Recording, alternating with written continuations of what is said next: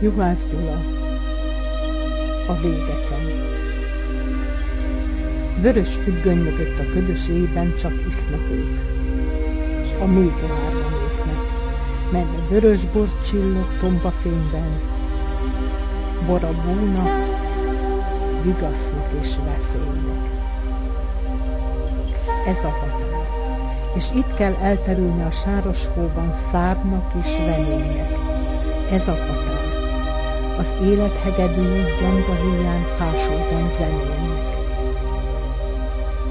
Itt inni kell, itt borban az igazság és a vigasság, hit, szerencse, álom. Mind a pohár felé lendíti karját, mely telten csillog az üres határon. Vörös függöny mögött a ködös éjben, dagadt szemekkel a pohárba néznek.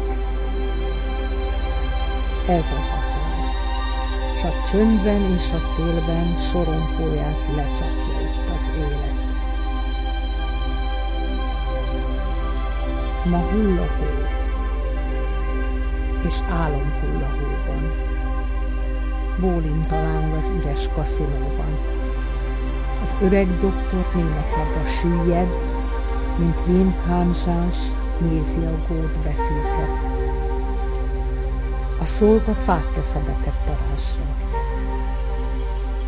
Horáciusz, hol mezeid varázsa?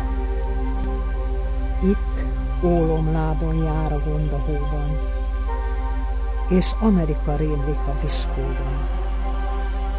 Amerika, az aranyhímű távol, szőve remény és kétség fonalából. Ma hull a hó, és álom hull a hóban, befüggönyözve a világ valóban.